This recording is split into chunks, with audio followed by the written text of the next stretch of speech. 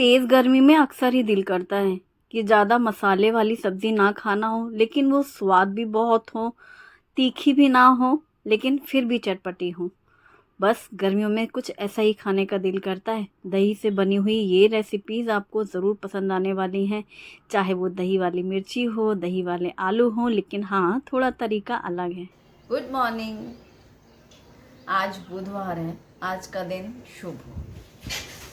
आज सुबह अच्छी हवाएं चल रही हैं, ठंडा रहता है। सुबह का वातावरण देख ही रहे हो, वो पर्दा तो बेचारा ठहरता ही नहीं है। और ये माहौल जो होता है ये 9 से 10 तक रहता है। इसके बाद जो ये हवाएं चलती हैं ये थप्पड़ जैसी लगती हैं, मतलब फिर ये गर्म हो जाती हैं। अभी जो हवाएं हैं वो थोड़ी ठंडी होती हैं तो अच्छा लगता है, चलती रहें।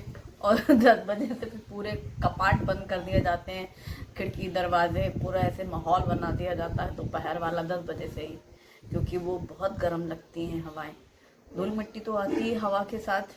मतलब अगर आपको हवा चाहिए है तो खुला रखिए दरबार, और खुला रखेंगे तो बिना बुलाए मेहमानों की तरह चले आती है मिट्टी धूल, हर जगह ऐसे लेयर लग जाती है। जब आप धूल मिट्टी साफ़ करते हो तो ऐसा लगता है हवा नहीं चाहिए, बिल्कुल नहीं चाहिए। ये हवा के साथ मिट्टी मुफ्त में चली आती है। और जब आपको साफ़ सफाई नहीं करनी है, सिर्फ बैठ के आराम चाहिए, तो फिर हवा बहुत अच्छी लगती है। और कल ना मैंने बताया था ना वो पानी के बारे में, तो कल एक कमेंट था। कमेंट तो बहुत सारे थे और सभी बहुत अच्छे थे, सभी लोग दिल से कनेक्टेड रहते हैं, हमारी प्रॉब्लम को समझते हैं। पर एक बहुत ही मज़ेदार सा कमेंट है तो वो मैं बताना चाहती हूँ। उन्होंने एक ही लाइन लिखी थी, जल गाँव में जल नहीं। और मुझे इतनी हंसी आई ये पढ़कर। किसी किसी का सेंस ऑफ ह्यूमर कितना कमाल का होता है ना। मतलब ये बात मैंने नहीं सोची 5 साल से रह के कि भुसावल में पानी नहीं, क्योंकि हम भुसावल में रहते हैं लेकिन है तो वो डिस्ट्रिक्ट जलगांव है ना। उन्होंने लिखा जल गाँव में ही जल नहीं। क्या लाइन थी, मज़ा आ गया पढ़ करके। चलो शुरू करते हैं काम इन ठंडी हवाओं के साथ, वातावरण का आनंद लेते हुए, क्योंकि अभी जितनी जल्दी सुबह सुबह सारे काम निपटा लो, 2 4 6 चीज़ें बनानी है मुझे, फटाफट से करती हूँ काम शुरू। आइए शुरू करते हैं। सबसे पहले बनाऊँगी मैं दही वाली मिर्ची, जो कि खाने में बहुत टेस्टी लगती हैं।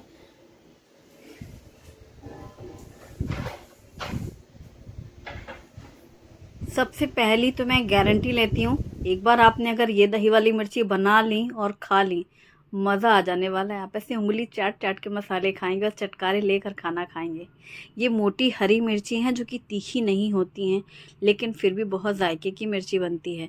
बस ऊपर की जो डंठल है वो हटा लेना है, नीचे से बीच में से इसे स्लाइड कट कर देना है। अब हमें एक पैन में खड़ा धनिया, सौंफ, जीरा और काली मिर्ची, इन चारों को भून लेना है। मैंने हाफ़ टी स्पून लिए हैं एक एक मसाला, और इनको भूनने के बाद बस जैसे ही गैस बंद कर देंगे, इसे हम साइड में ले लेंगे। और इसे हमें दरदरा सा कूटना है, तो मैं इस पत्थर में या सिलबट्टे में इसको कूटूंगी।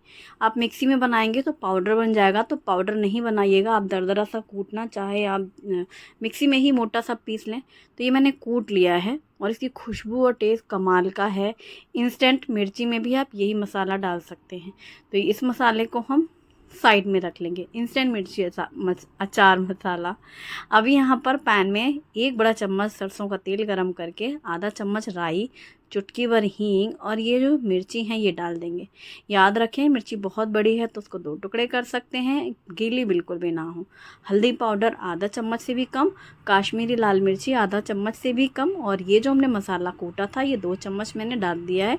नमक स्वाद के अनुसार डाल देंगे। अब हाफ़ टी स्पून डालेंगे आमचूर पाउडर। अब इन सभी चीज़ों को मिक्स कर लेंगे।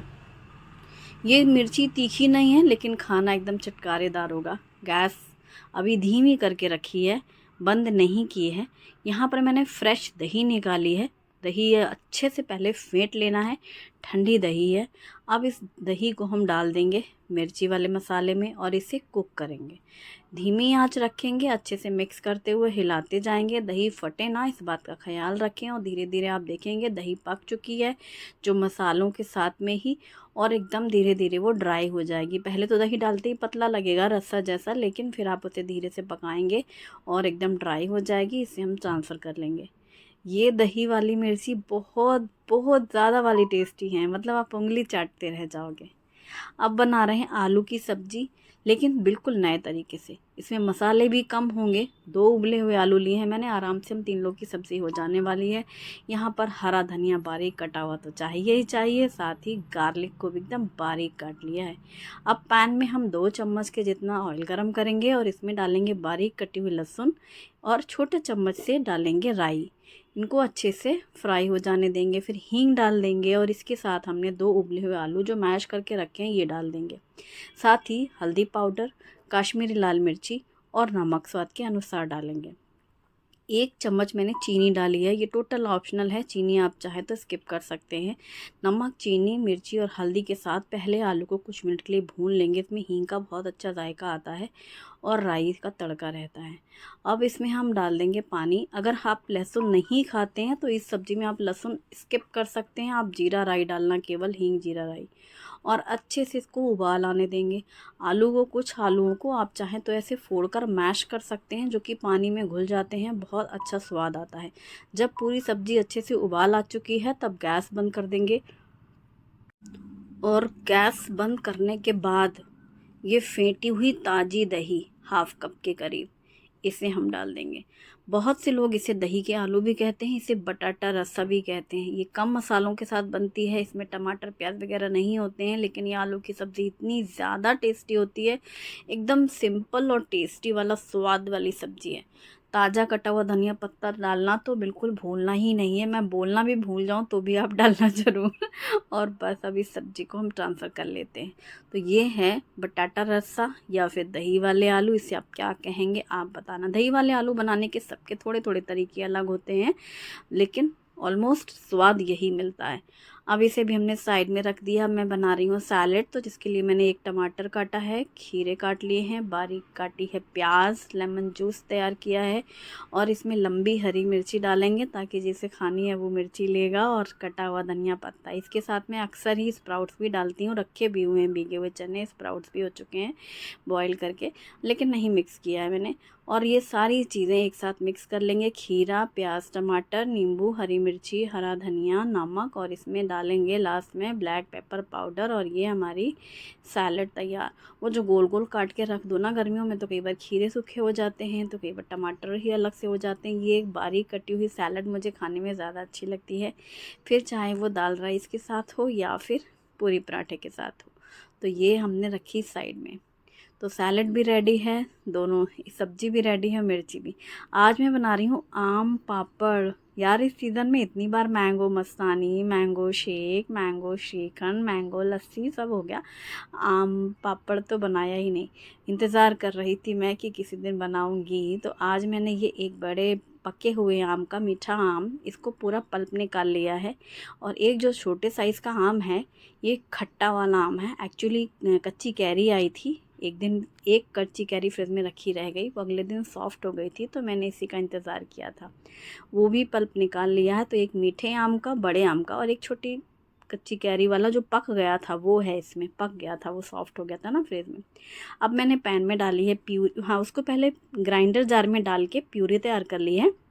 अब उस प्यूरी को पैन में डाला है। इसमें 1/4 कप जितनी मैंने चीनी डाली है। चीनी ऑप्शनल है, आप चाहे तो थोड़े ज़्यादा डाल सकते हैं, 1/2 कप के डाल सकते हैं।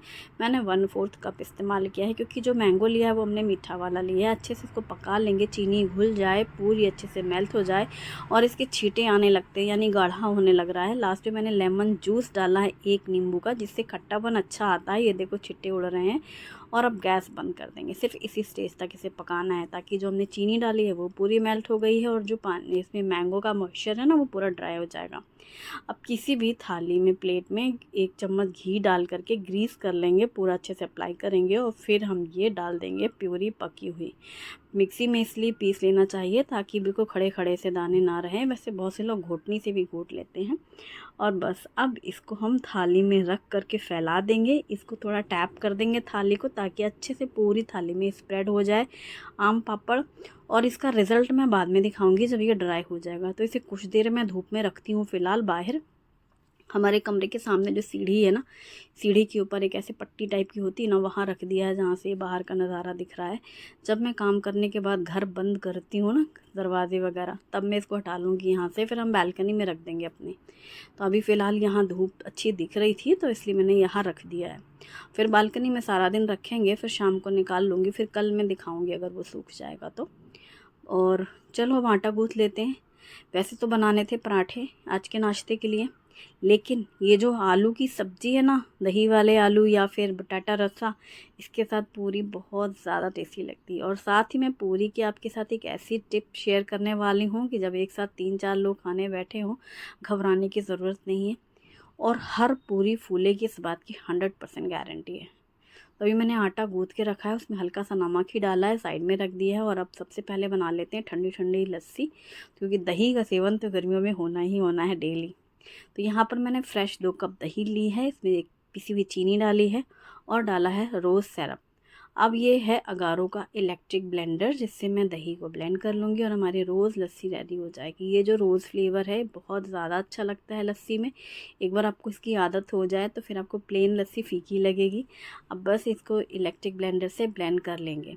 तो ये दही, क्या रोज़ लस्सी, रोज़ पेटल्स हैं इसमें, फ्रेश बड़ी अच्छी लगते हैं पीने में। और अगर ये आ भी जाते हैं पीते वक्त तो बहुत अच्छा रिफ़्रेश कर देता है।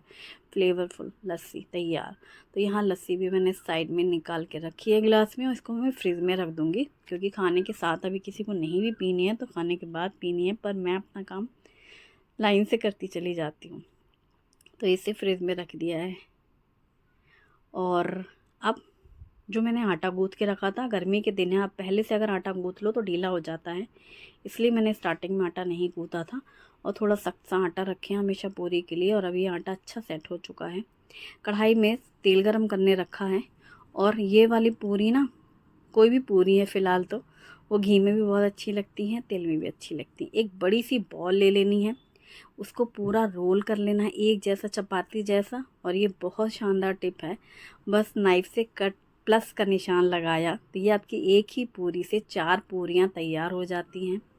और जब ये 4 पूरियाँ बन जाती हैं तो एक ही बार में फटाफट आप एक झटके में 4 पूरी तल लोगे, यानी एक प्लेट आप तैयार कर लोगे। एक प्लेट में 4 पूरी रखनी है तो। और दूसरा ये कि बहुत जल्दी फूलती हैं। तेल जैसे ही गर्म हो आप उसमें हल्का सा नमक डाल दो। तो ये एक 2 तरह इसकी टिप होती है। एक तो ये है कि तेल की स्मेल नहीं आएगी पूरियों में, और दूसरा ये कि जो पूरी आप फ्राई कर रहे हैं वो ऑयल कम सोक करती हैं। और तेज़ आंच में फटाफट से एक के बाद एक डालते जाओ पूरियाँ, और ये फूली फूली पूरियाँ।